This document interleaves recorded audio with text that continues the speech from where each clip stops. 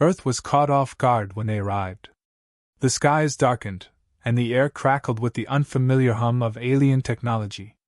What should have been an ordinary day turned into chaos within hours.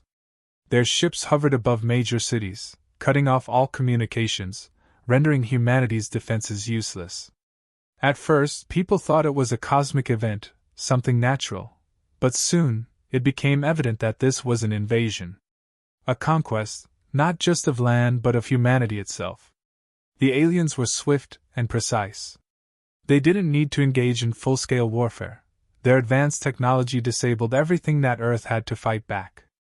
Military bases went silent, missile defense systems froze, and even nuclear deterrents were rendered useless.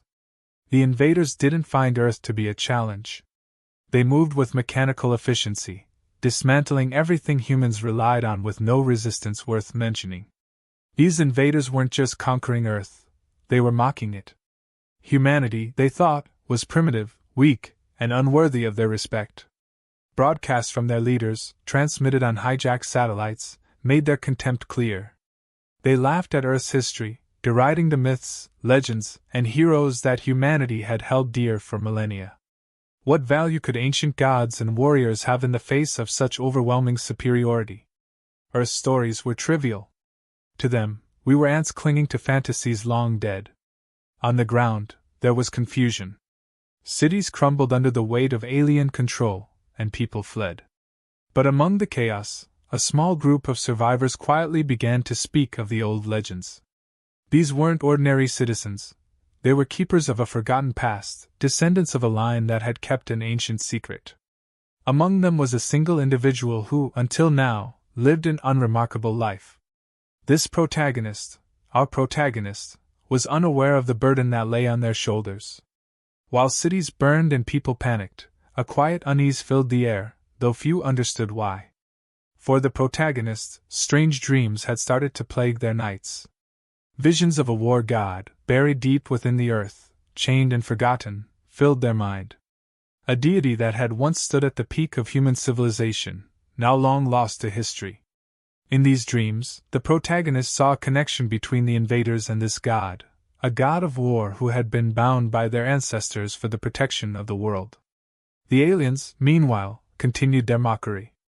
They traveled to sites of ancient importance, places that had once been the heart of human belief.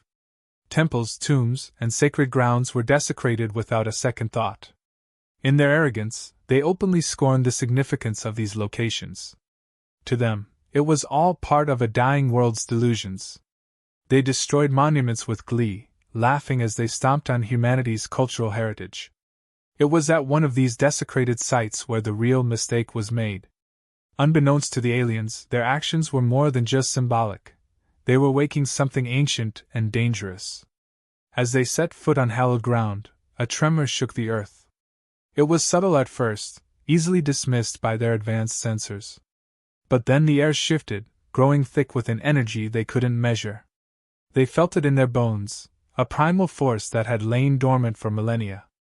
The protagonist, far from the chaos, felt it too. It was as if the war god had stirred from its long slumber, drawn by the disrespect shown to the land it once protected. The visions intensified, no longer just dreams but warnings. The protagonist knew now that the time had come. The god's power was awakening, and with it, the potential for absolute destruction. The aliens were oblivious, continuing their campaign of destruction and mockery, but the war god's wrath was imminent. Earth trembled under their feet as they unknowingly set the stage for the god's retribution. They had dismissed the legends as superstition. Now they were about to learn just how wrong they were. The earth quaked beneath the desecrated ground, and the air seemed to hum with something ancient and powerful. The aliens, still smug in their belief of superiority, noticed the shift but dismissed it as a mere tremor. They had no understanding of what they had triggered. Deep beneath the surface, something long forgotten stirred, shaking off the dust of millennia. The war god, bound by ancient rituals, was awakening. It had not felt the presence of the living for countless ages, but now, its chains loosened. The desecration of its sacred site had called it forth, and with it came a force that would shake the world. The war god's emergence wasn't immediate. First came the omens. Sudden storms whipped across the globe, violent and unrelenting. Cities already under alien occupation found themselves battered by lightning strikes and hailstones the size of fists. The skies darkened unnaturally, clouds boiling as if in response to some unseen fury. Rivers swelled, and forests seemed to groan as if the very earth was crying out in pain. The alien sensors detected these anomalies, but their confusion only deepened. Their technology provided no answers. They had no way of understanding that these were not natural phenomena, but signs of a greater force rising from the depths. Among humanity, the reaction was mixed. Some took it as further evidence of their impending doom. Others, the few who still believed in the old ways, whispered that the gods were returning. But for the protagonists, the signs were undeniable. The dreams, once vague, now sharpened into a terrifying clarity. The war god's voice echoed in their mind, a deep and ancient presence that radiated both fury and purpose. It was no longer just a figure of myth, it was real, and it was angry. The protagonists knew they had no choice. The time had come to accept the legacy they had spent a lifetime avoiding. As the gods stirred beneath the earth, the first true demonstration of its power began. At the sight of the desecration, a massive fissure ripped through the ground, sending alien forces scrambling. What started as a crack soon widened into a chasm, out of which poured an ethereal light, like molten gold mixed with fire. The war god's form, colossal and imposing, began to take shape, rising slowly from the depths. Its armor gleamed as if forged from the stars themselves, and in its hand, it held a weapon that hummed with power beyond anything the aliens could comprehend. The aliens reacted as they always had, by attempting to assert their control. They deployed their most advanced weaponry, firing energy blasts and explosives at the war god. But their attacks were futile. The god moved through them with effortless grace, shrugging off their technology as if it were nothing more than an annoyance. Its weapons swung through their ranks, and wherever it struck, destruction followed. Ships were cleaved in two, and entire battalions disintegrated under the weight of its blows. What had taken the aliens days to conquer was undone in minutes. Panic set in among the invaders. For the first time since their arrival, they realized they were facing something they could not understand, let alone defeat.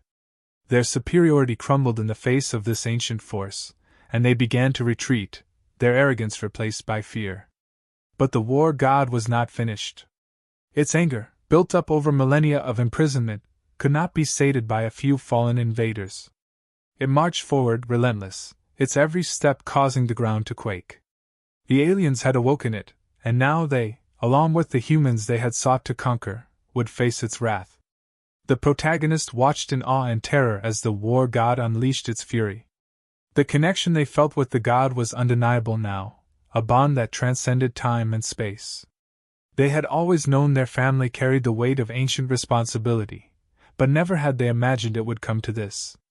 The god's power was overwhelming, and while part of them felt the thrill of its might, another part knew that this power, left unchecked, would destroy everything in its path. The war god was not here to save humanity. It was here to settle an old score, and nothing would stand in its way. As the war god continued its rampage, the protagonist felt a pull, as if the god was calling to them directly. The bond between them was growing stronger, and with it came a realization. They were not just a descendant of the ancient line, they were the key to controlling the god. But control was not guaranteed. The god's power was vast, and its anger had festered for so long that it might be beyond reason.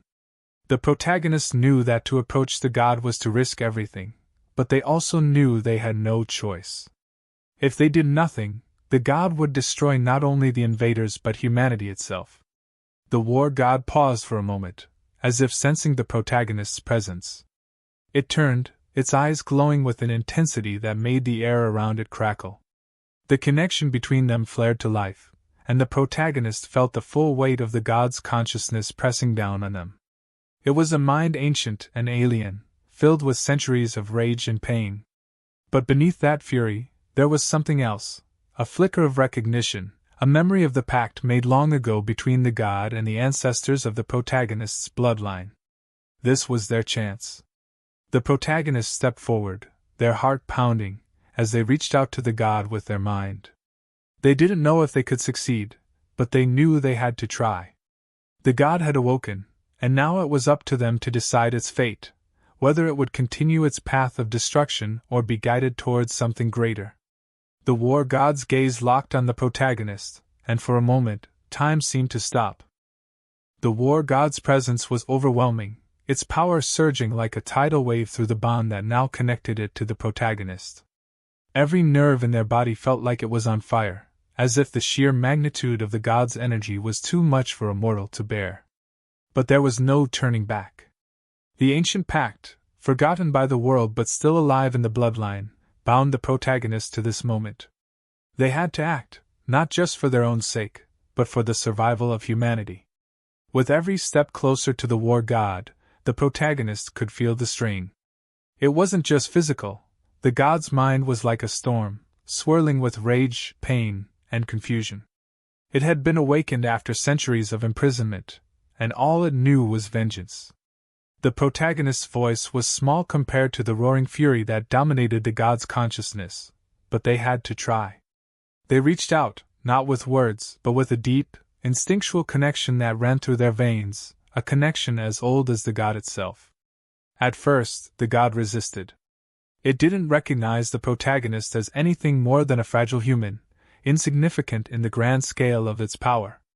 But the bond between them was undeniable, and slowly, the god's attention shifted.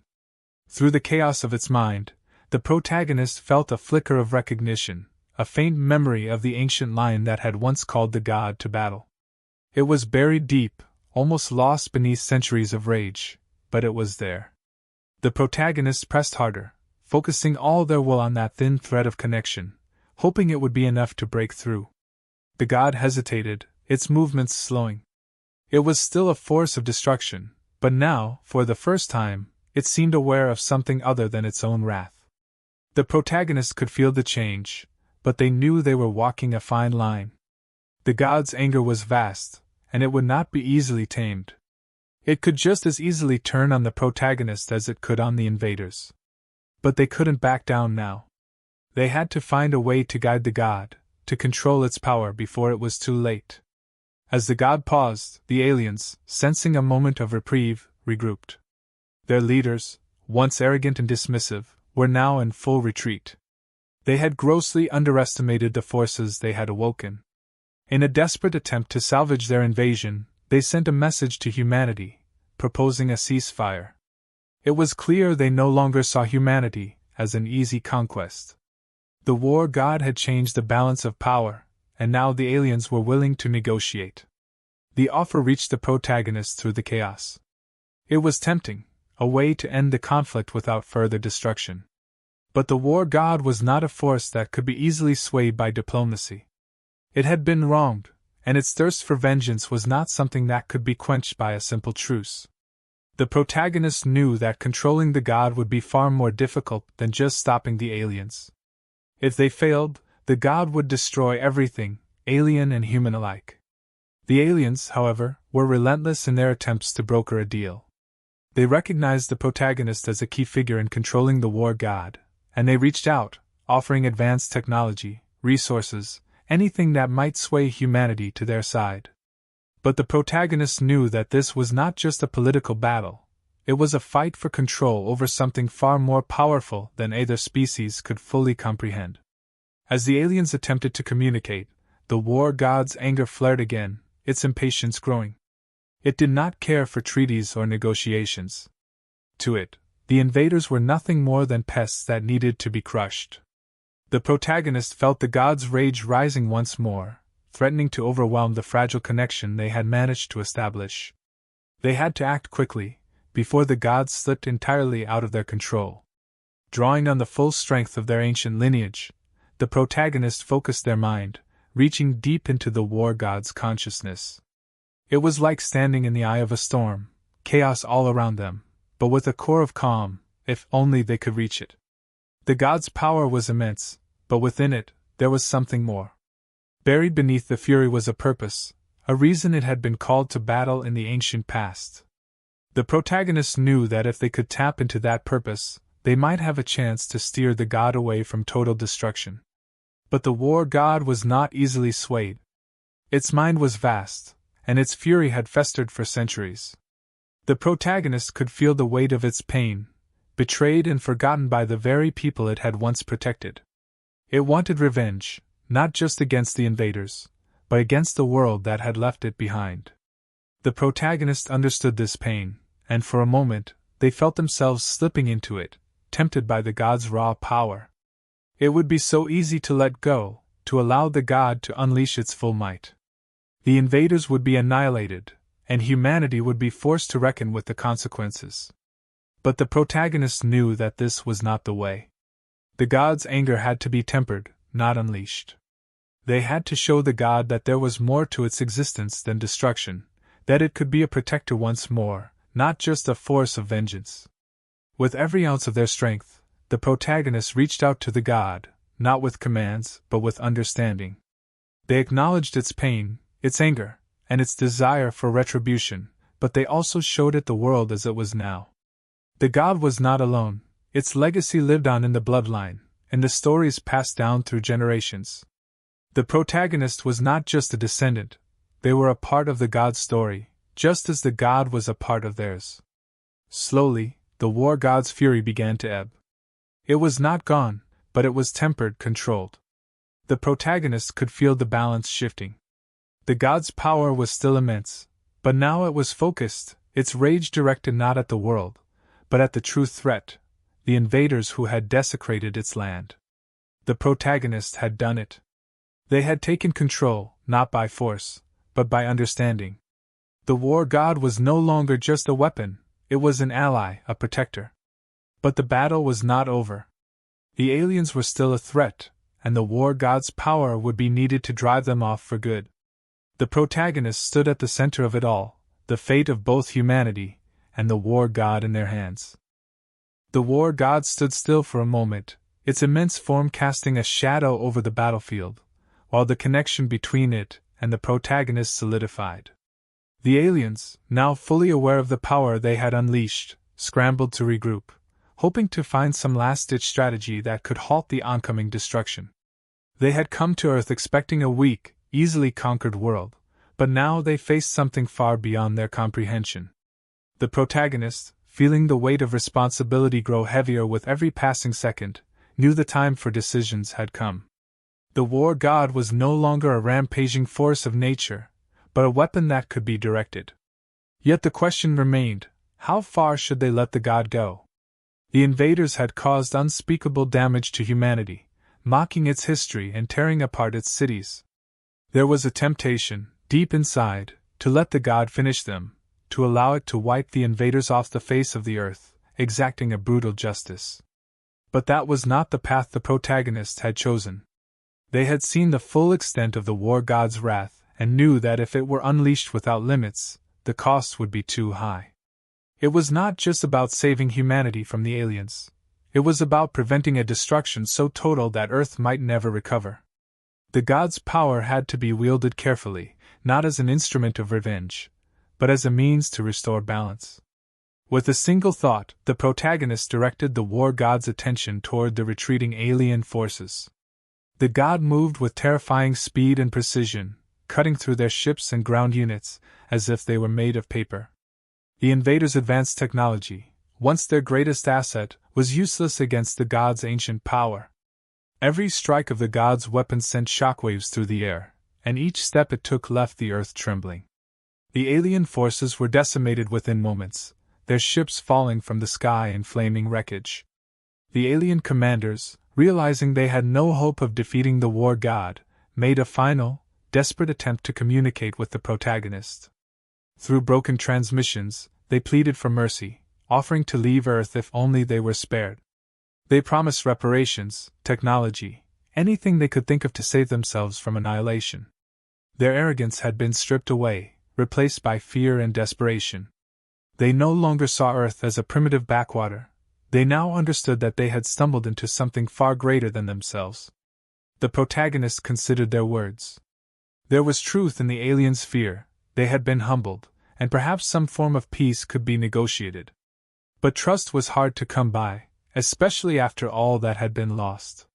The protagonist knew that humanity would not easily forget the invasion, nor should it.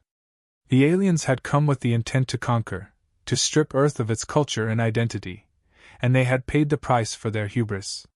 Yet, even as the war god prepared to strike the final blow, the protagonist hesitated. They had the power to destroy the invaders completely, to rid the Earth of their presence forever. But they also had the power to choose a different path, one that did not end in total annihilation.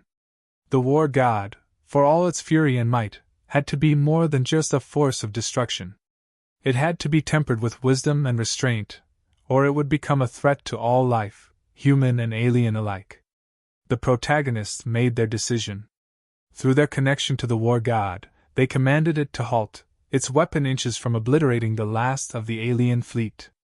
The god obeyed, its rage held in check by the protagonist's will. The battlefield fell silent, the destruction complete, but not total. The invaders, though shattered and defeated, were spared the final blow. The protagonist had chosen to show mercy, though not without a price. With the aliens retreating, the war god stood at the ready, its presence still a looming threat. The message was clear: Earth would not be conquered so easily. The invaders had awoken something ancient and powerful, and while they might leave, the war god's presence would remain as a guardian, ready to rise again if ever the planet was threatened. As the dust settled, humanity began to rebuild. The damage caused by the invasion was immense, and the scars would last for generations. But there was also hope. The war god, once feared and forgotten, had become a symbol of Earth's resilience. Stories spread quickly about how the invaders had mocked Earth's legends, only to be undone by the very myths they had scorned. The war god's presence, though distant, was felt by all. It was no longer just a legend, it was a reminder that humanity's past held power, and that power could shape the future. The protagonists, now bound to the war god, found themselves in a new role. They were not a ruler, nor a hero in the traditional sense. They had become the link between the ancient and the modern, a keeper of the war god's power, ensuring that it would never again be misused. The connection they shared with the god had changed them, both physically and mentally. They could feel the god's presence at all times, a constant hum in the back of their mind, a reminder of the immense responsibility they now carried. The world, too, had changed. Humanity, once divided and weakened by conflict, began to unite in the face of the alien threat. The invasion had shown them that they were not alone in the universe, and that their greatest strength lay not in their technology, but in their history, their stories, and their shared resilience. The war god had proven that there was power in the past, and that the legends of old were not just stories, but a source of strength that could guide them into the future. For the aliens, the lesson was harsh but clear. They had mocked Earth's legends, believing themselves to be untouchable. But in their arrogance, they had awoken something far beyond their understanding. They left Earth, defeated and humbled, their fleets shattered and their pride broken. They would not return, not because they were incapable, but because they had learned to fear the power they had so foolishly dismissed. And so, the war god returned to its slumber, its power held in check by the protagonist, who now stood as its eternal guardian. The world had been saved, but the price of that salvation was the knowledge that the war god could never truly be at peace. It would always be there, waiting, a silent force ready to defend Earth if ever the need arose again. The protagonists, forever changed by their connection to the god, accepted this new reality. They had saved the world, but in doing so, they had also become something more, both a protector and a reminder of the ancient power that still lingered in the depths of the earth.